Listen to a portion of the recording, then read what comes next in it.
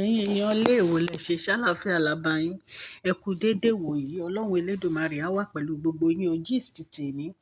Wọ́n ní kábíyèsí, wọ́n ní wọ́n disgracefully, wọ́n blast Ashley àti Mariam o. Wípé wọ́n dẹ̀ throw wọn out of the palace nítorí awuyewuye èyí tó ń lọ láàrin àwọn méjèèjì.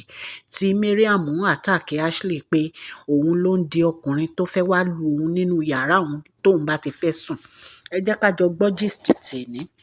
Tó bá jẹ́ ìgbà àkọ́kọ́ tẹ̀ ń darapọ̀ mọ́ èmi Mashola Gist TV, mo dúpẹ́ ẹ kú ètò tòní, ẹ káàbọ̀. Ṣé àlàáfíà ni mo bá yín, gbogbo ilé ńkọ́? Orúkọ mi ni Mashola, mo máa ń sọ Yorùbá lórí channel mi. Mo máa ń sọ̀rọ̀ nípa celebrity gist and royal gist. To my old subscribers, I say thank you, God Almighty will bless you. Gbogbo ẹ̀yin tẹ́ ẹ bá ti subscribe, kí lẹ̀ ń dúró ṣe? Ẹ lọ subscribe so that tí n bá ti post any gist, ẹ máa rí. Gist tèmi òun ni wípé Ashley àti Mariam, kábíyèsí lé wọn jáde kúrò nínú palace wọn o.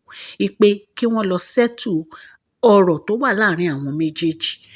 A sọ fún yín ní àná wípé oríṣiríṣi nǹkan ni ó ń ṣẹlẹ̀ nínú palace kábíyèsí wa. Èyí tí Ashley àti Mariam tún gbé jáde ó tún lágbára o.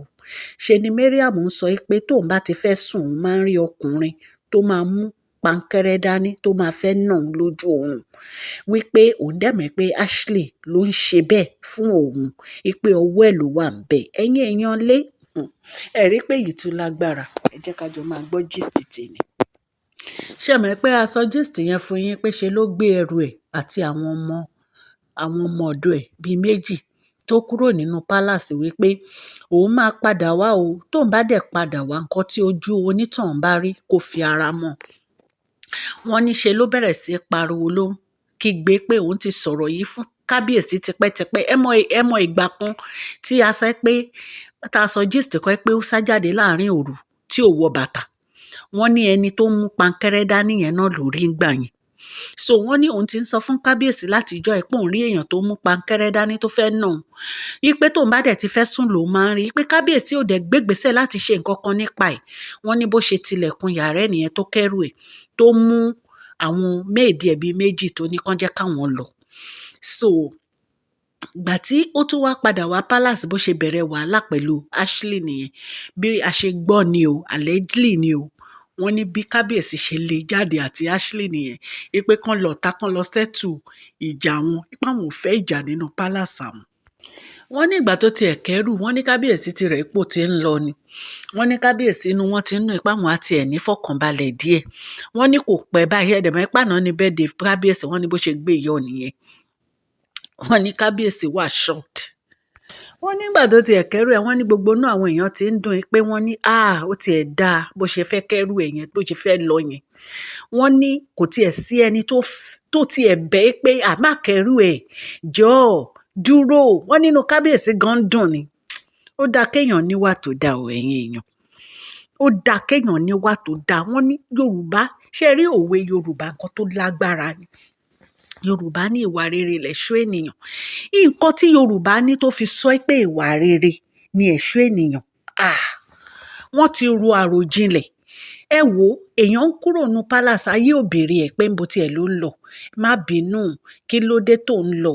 Ẹ wo ìgbà tí Dr. Elizabeth fẹ́ bínú kúrò nínú palace. Ẹ wo bó ṣe ń bẹ Dr. Elizabeth. Ẹ wo bí gbogbo àwọn ìjòyè ṣe ń bẹ Dr. Elizabeth. Bàbá kábíyèsí gan bẹ Dr. Elizabeth. Ìwọ Mariam ló fẹ́ kúrò nínú palace. Àwọn èèyàn máa gbàlú ni. Wọ́n máa gbàjó, wọ́n máa gbàlú ni. Níbi tó bayé jẹ́ tó bọ̀rún dé jẹ́jẹ́. Ẹ̀yin èèyàn lé, no be small thing o. Ẹ jẹ́ ká jọ máa gbọ́ gist tèmi. Ṣé ẹ mọ̀ pé bó ṣe lọ sọ́dọ̀ bàmá wa Esther Ajayi náà nìyẹn tó lọ bá wọn pé gbogbo èèyàn ló ètò nínú palace, òun fẹ́ rí òun ò tiẹ̀ wá jámọ́ nǹkan kan mọ́. Ó ò jámọ́ nǹkan kan mọ́, kí ló wá ń dúró ṣe nínú palace? Kí ló ń dúró ṣe nínú palace? Tí kábíyèsí bá ti ń ṣe nǹkan, wàá máa ṣe kùrùkẹrẹ mọ́ kábíyèsí, wàá máa ṣe bí ìgbà tó yẹ pé wọ́n nìkan ló wà ń bẹ̀. Ó rè pé kábíyèsí ò mọrú ẹ̀ ní, kábíyèsí mọ̀ wà ẹ̀. Orí tí kábíyèsí ń fi ẹ́ sílẹ̀ kó máa ṣe gbogbo nǹkan tó ń ṣe because kábíyèsí mọ ibi tó ń lọ. Wọ́n kàn ń wáìnì ẹni. Tó bá ní wọ́n ń wáìnì èèyàn, wọ́n ń wáìnì ẹni. Ẹ̀yin èèyàn lé, kì í ṣe nǹkan kékeré o.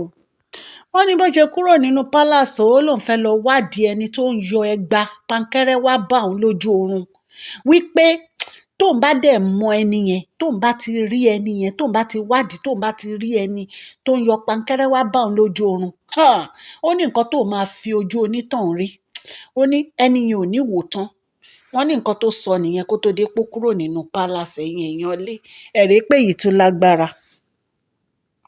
wọ́n ní ó ní tí kábíyèsí ò bá ṣe nǹkan kan sí ọ̀rọ̀ yìí ó ní òun á jẹ́wọ́ pé ìgbérawo máa lòun tóun bá padà dé.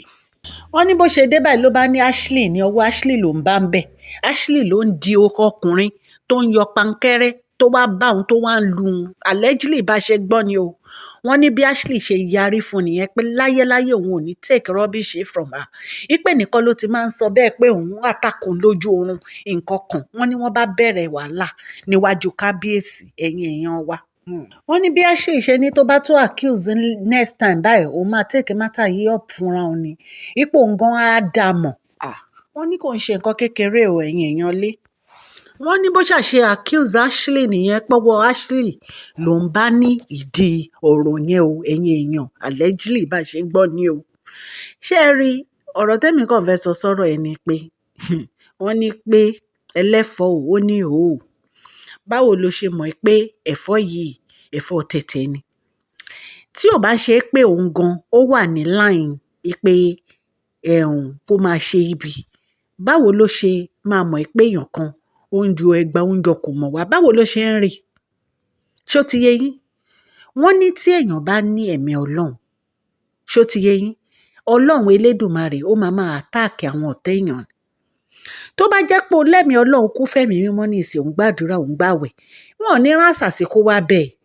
kó kẹ́sàsì tó dẹnu ọ̀nà ẹ̀mí mímọ́ ti máa fáyà àṣàsì á ti disappear nígbà tó yẹ pé wọ́n gan ìyá ni ẹ́ nínú kinní so báwo lẹ ṣe ní máa rán àṣàsì síra yín ẹ̀yin méjèèjì ẹ̀yin èèyàn lé ọlọ́run elédùmarè á máa dáàbò bá wa o ọlọ́run elédùmarè á dẹ̀ máa dáàbò bo ẹ̀yin tẹ́ ń gbọ́ mi ẹ̀yin méjèèjì ẹ lọ ronúpìwàdà ìrònúpìwàdà lẹ nídìí kẹ́ ẹ kún fún ẹ̀mí ọlọ́run kẹ́ ẹ jọ̀wọ́ gbogbo oògùn gbogbo nǹkan burúkú tẹ̀ ń ṣe kẹ́ ẹ jọ̀wọ́ ẹ̀ because vanity upon vanity ni ṣó ti yé yín ọlọ́run elédùmarè nìkan lọ́ba tó ń gbàyàn lágbàtàn kò sí nǹkan míì láyé tó lè gbà yín ju ọlọ́run elédùmarè lọ àti àdúrà tàwẹ̀ kẹ́ ẹ máa ṣe bí kẹ́ ẹ máa ṣoògùn kiri kò lè gbà yín nǹkan tẹ́mi fẹ́ ní sọ nìyẹn lọ tọrọ ìdáríjì ẹ̀ṣẹ̀ lọ́wọ́ ọlọ́run because nǹkan ìwọ ní ìsìn wàá máa sáré òun náà ní ìsìn á máa sáré ẹ